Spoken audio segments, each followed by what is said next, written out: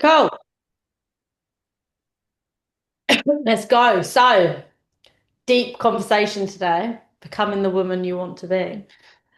So I just thought I'd touch on this because I keep seeing a few people, like some of the conversations going around, and I think that um it's a really good time being December to kind of draw yourself inward and try and change your mindset so that you stay more on track through December.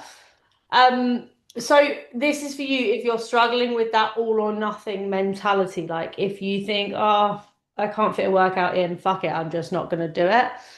If your mindset is holding you back, it's deeper than you physically being able to do your workouts or not do your workouts. It's a matter of can you actually, is it your mindset more that's holding you back?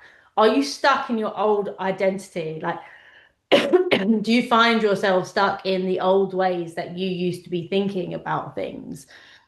But perhaps you're ready to start shifting into the identity that's going to help to support you be more consistent in your fitness goals, where you want to go and where you want to get to. And maybe you're ready now to start building a bit more self-trust through making small little promises to yourself. So the biggest struggle really that we're seeing is that most women don't fail necessarily because of the lack of motivation. It's more so that they're stuck in this mindset of all or nothing thinking. It's like we set ourselves these unrealistic expectations because we see, like, maybe we see other people doing it. We're comparing ourselves to people that have really different circumstances to us, but we're seeing them, say, losing loads of weight, but we don't know necessarily what they're doing behind the scenes to lose that weight. Um, and a lot of women at the moment are they're kind of breaking promises to themselves. They're telling themselves that they're going to do this, that, and the other, and then they actually just don't end up doing it for a number of reasons. And if you find yourself maybe sometimes like that you're starting really strong, you're doing at the beginning of the week, you're going in hard, you're starting really strong, you're sticking to your calories, you're getting your workouts done, everything's textbook, and then all of a sudden it's just stopping quite quickly. This is why we tend to fall off track a little bit more. So I want to touch base on this all or nothing mindset because especially it being December now, all or nothing mindset is not going to work well. What we need to do to keep staying on track is to kind of have more like a different mindset towards it. So when I say all or nothing mindset, I mean like the thinking of if it can't be done perfectly, I'm just not going to bother doing it. I'm not going to do my workout because I've only got 20 minutes. I can't fit my full workout in, so I'm just not going to do it. Or like I've messed up. I went out for coffee and had a cake this morning. So do you know what? I'm just going to write the day off. It's like changing that mindset or I'll start again on Monday. I'm going out this weekend from Friday. If I'm going out Friday, having a few drinks on Saturday. So we'll write that off and then we're going to start again on Monday. So your mindset that's often killing your consistency and it's the way you're thinking about things. And the reason why we are falling into this trap is because we are so set on things being perfect all the time. And there's this fear around failure. We kind of feel like if we're going to fail at it, our natural tendency is to just step back and step away from it. Because we as humans don't want to put ourselves in a position where you might be afraid or you might be in danger. So we naturally step away and it goes into your goals as well, this fear of failing. So if you think you're going to fail, you're just going to be like, you know what? I might just step back from this one. And as women in particular, I feel like we have so much pressure to do everything right. Like there's from all angles, there's this feeling that you need to do it all perfectly or you need to do it all right. It needs to be done in the right way. We live such busy lives, especially mums. We are juggling so much stuff that we are continuously overwhelmed with everything that we naturally just kind of shut down. As like when there's too much pressure from all angles, you just want to hide away a little bit. Um, but also, we're not necessarily recognizing the power of choosing that middle ground option.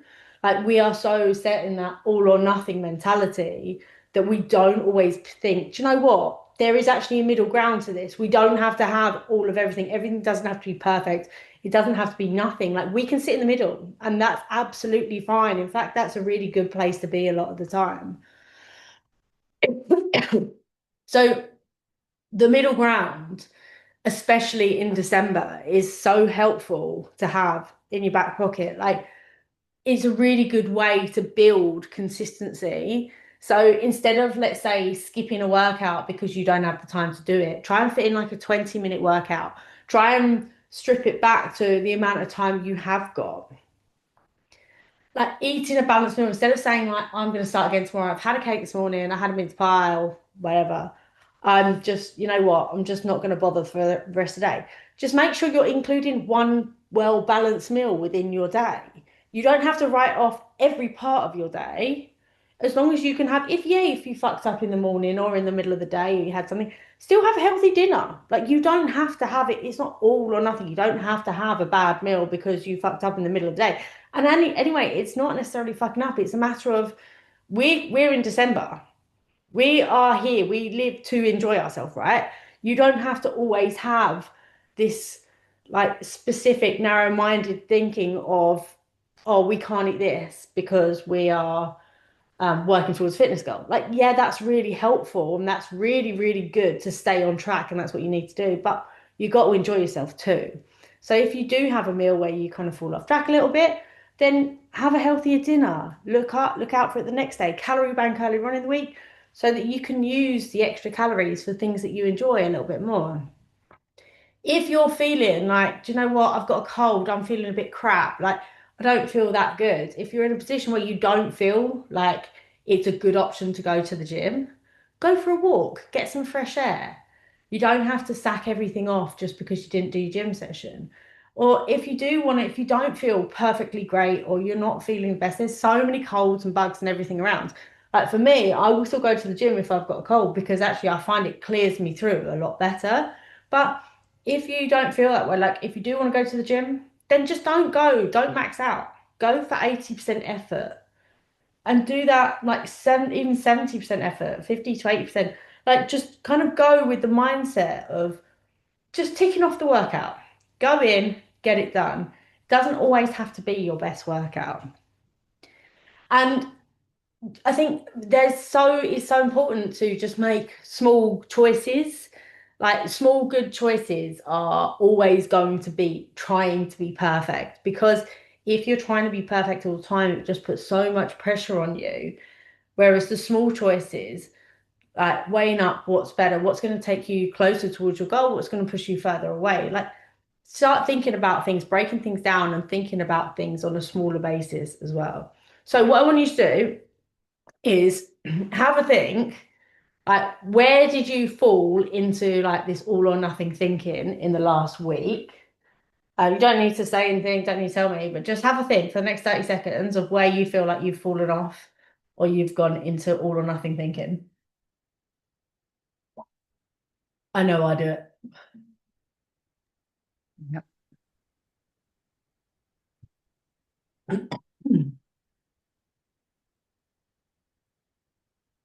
So another thing that I find comes into play is the identity shift.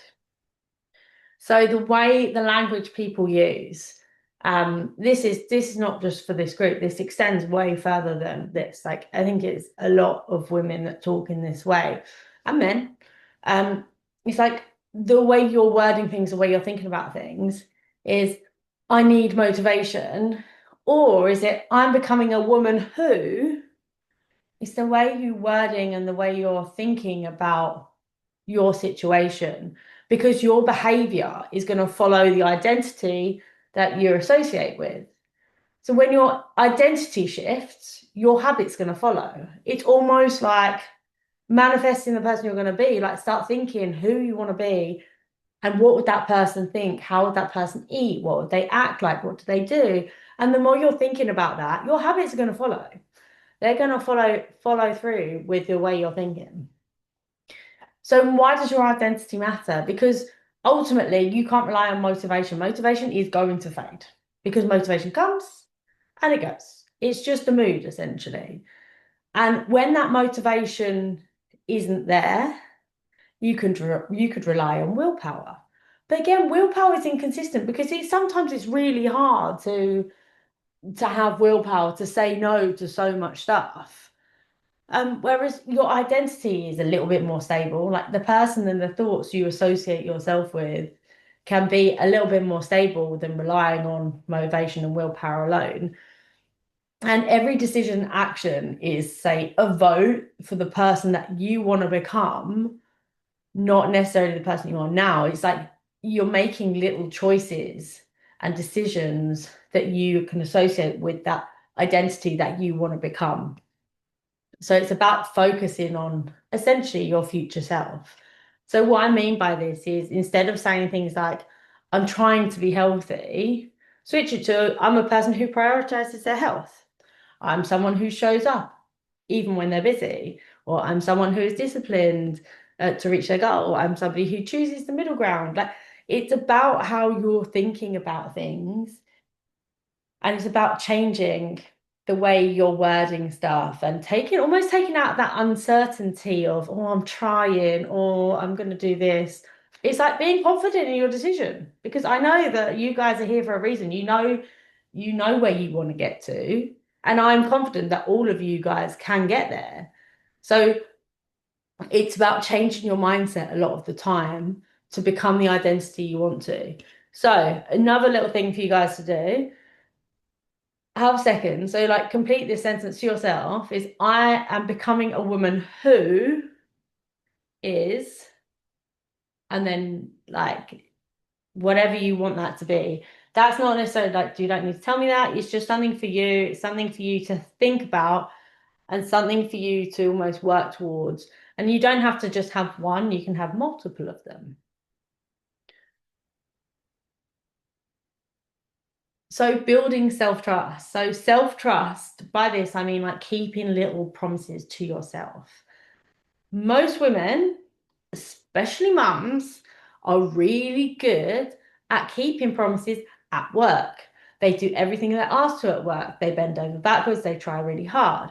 With your family, you prioritize everybody else in your family, and typically we're like, we'll put ourselves last. And then you kind of don't break the promises to your work. You don't break the promises to your family. You kind of you do what you need to do. You stick to your promise. Whereas when it comes to us, we are the first people to break the promises that we make to ourselves. We are often so hard on ourselves. We are often putting ourselves last on the back foot when ultimately this is what's making consistency feel really hard because we keep breaking these promises to ourselves. So like, why is the self-trust breaking? A lot of the time it could be to do with like us setting our goals too big. So making things that we want, like making things almost unachievable for ourselves. And instead of maybe we're setting it too big and not breaking it down into more manageable chunks. Perhaps we're overcommitting and not just overcommitting to um like doing exercise and to your goals, anything like that, but more so over committing to how much you've got on in the week. I bet if you guys look in your calendar now, you've got a whole list of things over December that you've said you're going to do, and you're going to be running around like a headless chicken to try and get all those things done for you, your husband, your kids, like whether you're doing school fates, Christmas fates, work parties, like there's always so much going on in December, and we have a tendency to overcommit, which then again we put ourselves in the back burner because the first thing that cuts out is typically the things that we want to do because you tend to prioritize your kids' school fate over doing something that you might want to do for yourself. And now I'm not saying that's necessarily wrong to do, but like it's so important still to have time for yourself and to prioritize yourself and stick to the promises that you're making to uphold our self-worth almost.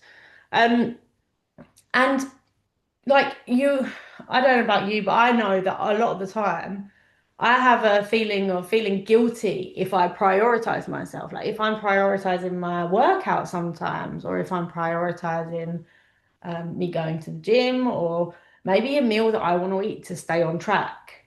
I sometimes feel guilty for that, and I think a lot of women do feel that way. And I think it's about trying to almost switch that around and just remembering the importance of looking after yourself and doing things that you want to do. Because reaching your fitness goal is something that you signed up to, you want to do that. That's something that's really, really important to you. And the happier you are, the healthier you are, the more that reflects on the rest of your family. And I think that's a massive part that people forget as well. So what I think we should start doing is rebuilding our self-trust. So choosing little commitments each week that are simple, small, and they're achievable.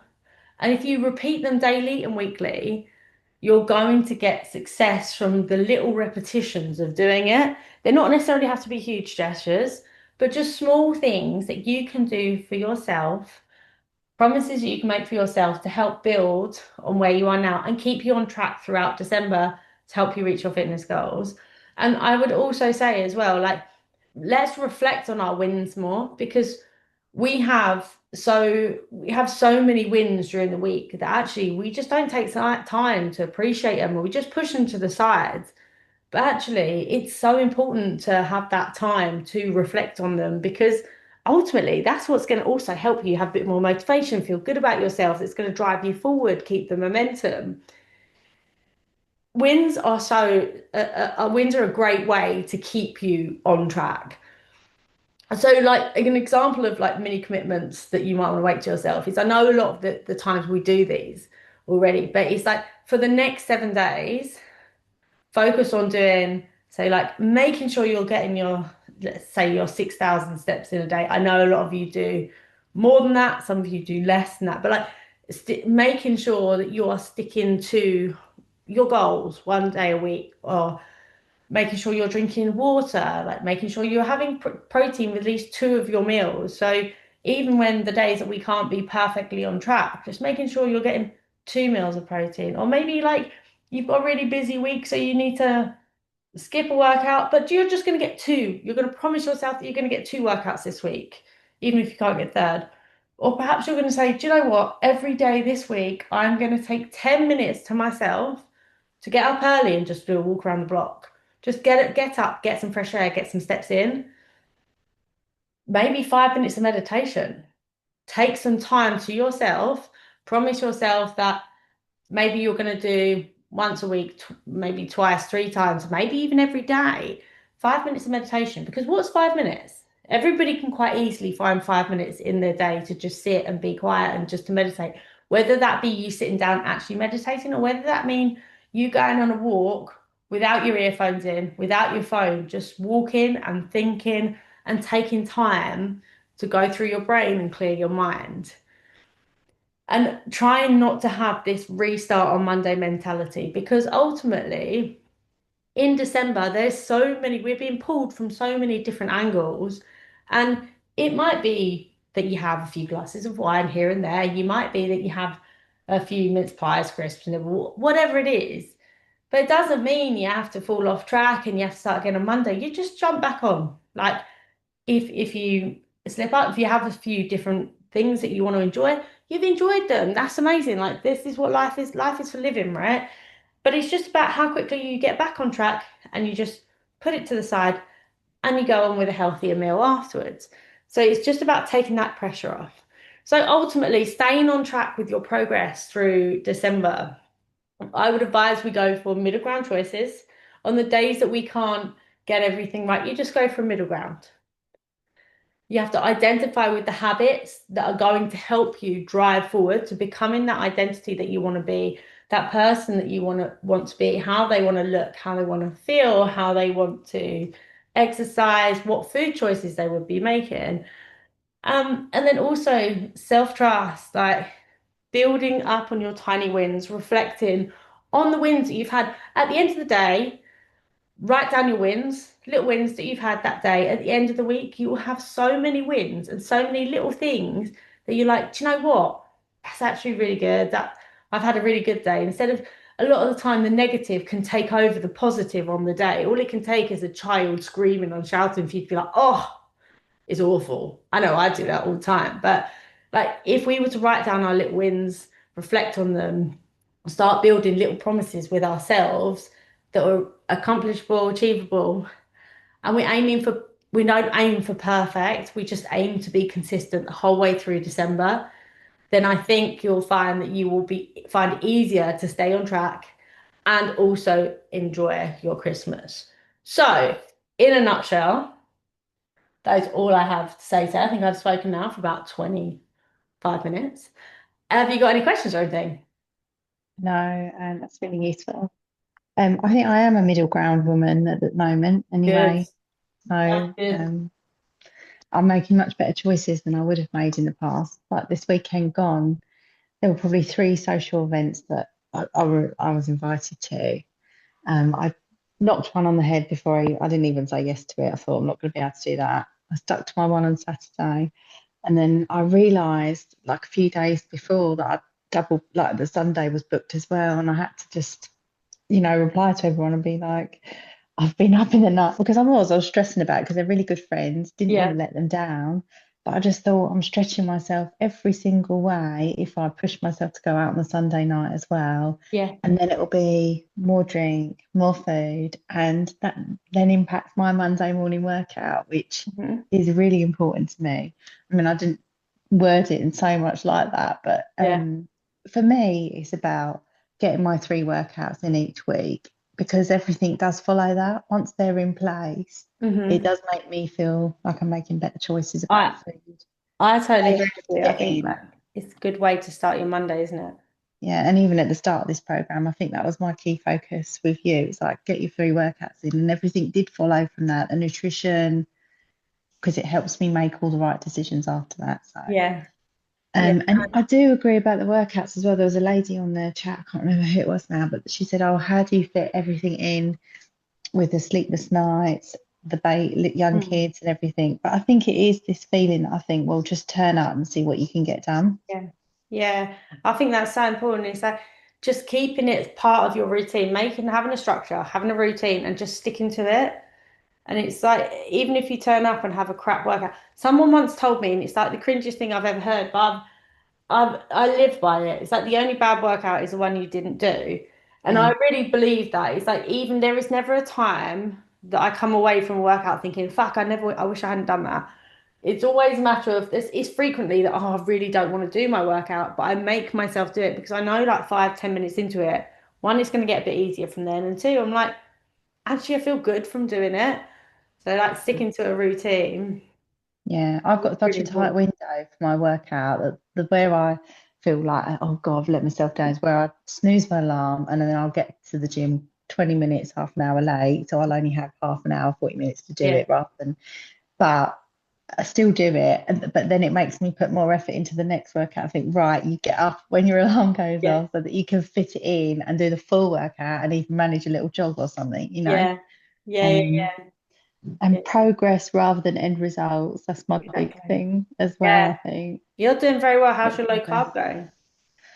It's all right. Again, it's okay. I don't think I'm overdoing it most days, but I can't get back to tracking on MyFitnessPal at Yeah. the moment. I've definitely got a Monday restart because my Mhm. weekends are a bit off, but Yeah. not terrible. I get back on it Yeah. straight away, but I can't get myself um, onto MyFitnessPal. But I know that's what keeps me really on track. So Yeah.